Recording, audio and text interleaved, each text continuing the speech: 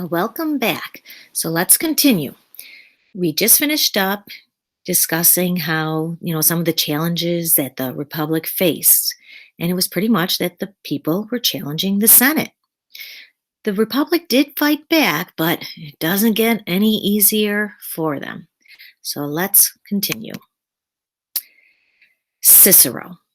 Some Romans tried to stop the chaos in Rome's government.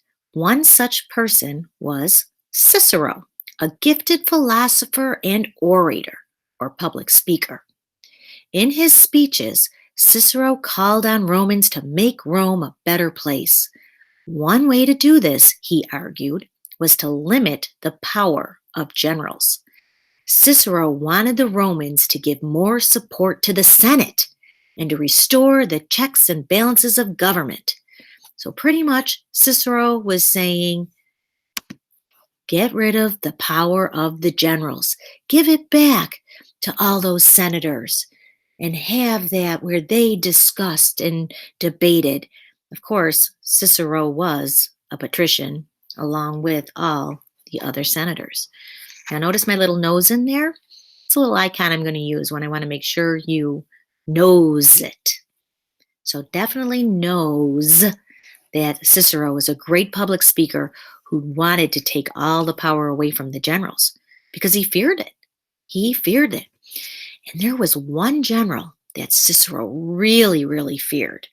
And many of you have probably heard of this general, this great Roman general. Yep, Julius Caesar. He was a Roman general and he was an absolute rock star. He rocked being a general. He knew what he was doing. It was almost as if he had a little playbook that he was following to get everyone to support him. And this kind of was his little checkbook, kind of like any politician today or candidate running for something. They go through their things, they give their speeches, they're sending out advertisements, having signs posted on lawns, and doing robocalls and commercials. Well, Caesar had a little playbook of his own, and this was kind of it. First thing was, he treated his soldiers well. The poor admired him. He was giving land and food to the poor. Remember, the plebeians, there's more of them. It's quadruple the amount of plebeians there are to, the upper class patricians. So he wanted the populace to support him. Check. He took care of that.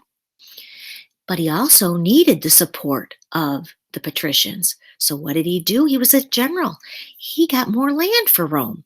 Between 58 and 50 BC, Caesar conquered Gaul, which today is France, Germany, and northern Italy. And he even conquered a portion of Britain, all in the name of the Republic.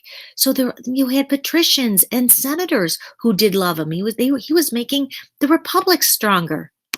Check. Now again, I said, today they do robocalls, they put on commercials. Well, they didn't have TVs and phones back then.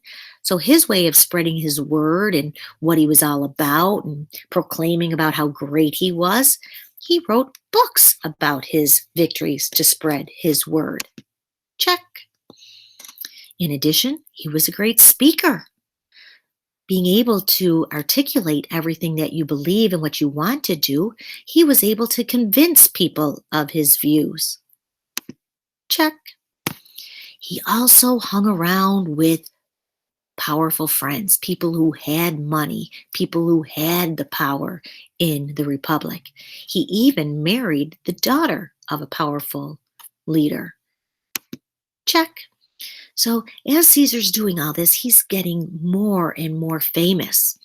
Now, what you need to know, prior to him becoming this rock star, he kind of had this little plan going on. So this is what you need to know prior to him rocking the world.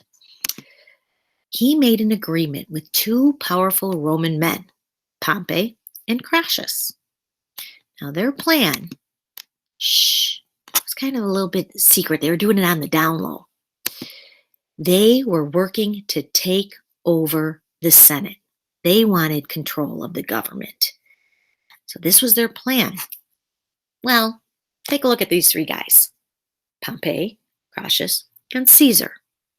Who do you think had the upper hand? Numero uno in this trio, the top dog. Out of all three of them, yeah, you got it, Caesar.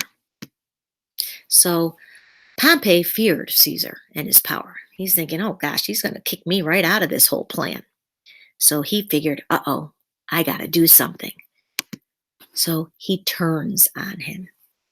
He warns his allies or friends in the Senate and gets them to force Caesar to break up his army before returning to Rome. He's like, he had to jump out in front of this whole mess that he got himself into with Caesar. How do you think Caesar took this? He refused. Yep, he refused. He wasn't going to break up his army. So what he plans to do? He plans on riding his army right into the city of Rome. Now, that's against the law. That's, breaking the law. It's a big no-no in Rome. It's a sign of war.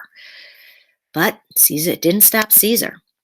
So Caesar rides into Italy, crossing the Rubicon River. The Rubicon River is the border between Gaul and Italy. Now, here's just a little side note. If you hear today anyone saying, oh, he crossed the Rubicon, it's a metaphor. And it was based on Caesar doing that exact thing, crossing the Rubicon. And it means no turning back. So, you got Caesar heading towards Rome. Uh-oh, for who? Pompey. So Pompey is a little nervous. So what do you think Pompey's going to do? He's going to run away. What do you think Caesar and his army is going to do? Chase him. Yep. They chased him all over the Mediterranean. For years, they chased him. Eventually, Pompey ended up in Egypt, where he thought his Egyptian friend, king, was going to help him. But instead, the Egyptian king assassinated him. Why do you think the king, a friend of Pompey, would assassinate him? Some of you may have guessed it. The king feared Caesar just as much as Pompey did. The king realized how strong and powerful Caesar was. So, Anyway, well, Caesar eventually does make his way to Egypt, where Pompey was assassinated. And while he was there, he sees this beautiful princess. And her name happened to be Cleopatra. And his heart went a little pitter-patter for her. And yes, they fell in love. They did. And, Caesar's thinking, well, this is pretty cool. We can make a great alliance here. Rome and Egypt together, taking on the world. So that was their plan. And so Julius had to return back to Rome and left Cleopatra in charge of Egypt back there. And they had a plan, but it still comes with problems.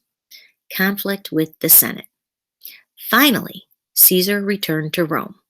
When he got there, he forced the Senate to name him dictator for 10 years. Later, this term was extended and Caesar became dictator for life. See my icon of the nose? You better nose it. Although Caesar wanted to improve Roman society, he really did. He was giving food to the poor, land to the poor, jobs, everything. Some people resented the way he had gained power. They feared that Caesar was trying to make himself the king of Rome. The Romans certainly didn't want a king. But what were these senators to do that didn't like Caesar doing this and taking over and literally taking the power away from them? They used to have the power, but now Caesar, as a dictator, had it all. So this is what they did.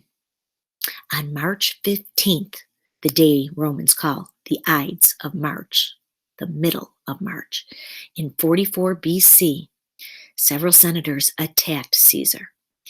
Each had a dagger hidden in their toga. Caesar fought and struggled, Among his attackers was a close friend and ally named Brutus. Some even believed that Brutus was Caesar's son. There they are, attacking him. Historians say that once Caesar saw Brutus as one of the attackers, he was shocked and gave up. He covered his face and fell to the ground. Caesar was stabbed 23 times. So, did the senators' plan work? Did it bring back the republic? Did they take control just like it was prior to Caesar? The answer is no. The Roman people were shocked and became furious. Many admired and loved Caesar. Riots broke out, and the murderers had to flee for their lives. The Senate had to regain order somehow. Mark Antony, a former assistant of Caesar, and Octavian, Caesar's adopted son, worked together to seek revenge on those murdering senators.